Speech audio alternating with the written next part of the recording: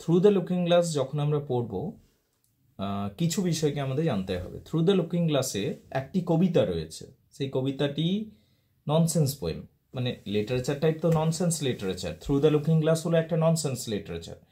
তো এই কবিতার মধ্যে একটি ননসেন্স পোয়েমও রয়েছে। সেই পোয়েমটা কি খেয়াল রাখবে, জ্যাবারওয়াকি, কবিতার নাম হলো Jabberwocky, JABBER জ্যাবারওয়াকি।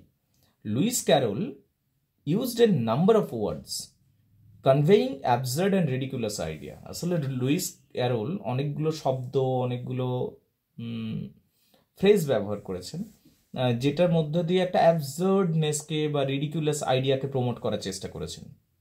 This is the first definition of nonsense literature. কারণ ননসেন্স লিটারেচার এমনিই হয়, ননসেন্স লিটারেচারে কিছু অড জিনিসকে, মানে অ্যাবসার্ড, যেটা মানে দাঁড় করাবে না, মানে আসবে না কিছু, এইরকম কিছু সামনে রাখতে হবে লিটারেচারটার মধ্যে।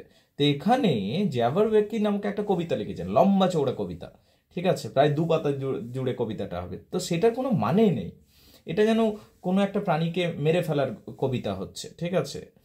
তো এই ননসেন্স লিটারেচারে এইরকম একটা ননসেন্স পোয়েম লেখা আছে, বুঝতে পারলে।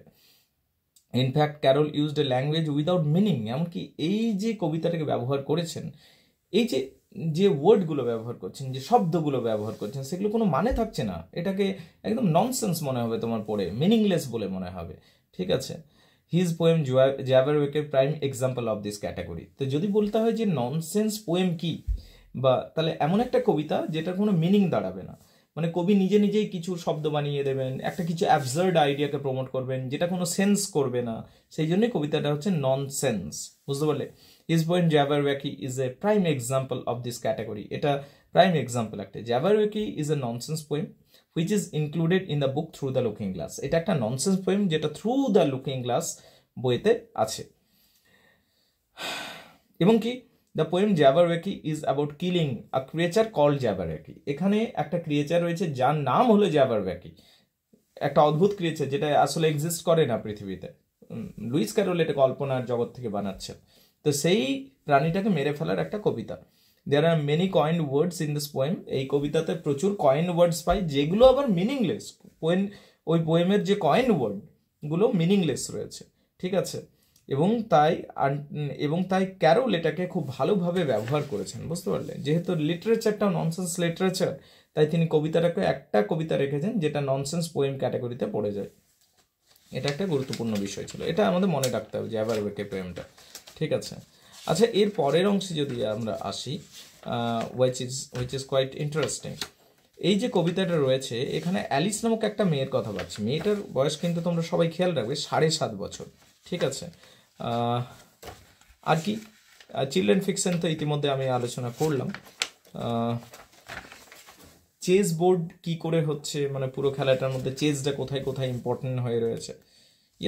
That's also quite interesting to watch, দেখবার মতো জায়গা। অ্যালিস এই জগৎ থেকে কি কি শিখলো, এইটা একটা গুরুত্বপূর্ণ প্রশ্ন আমাদের জানা দরকার, যে অ্যালিস এই জগৎ থেকে কি কি শিখলো। Alice makes her way through the looking glass world.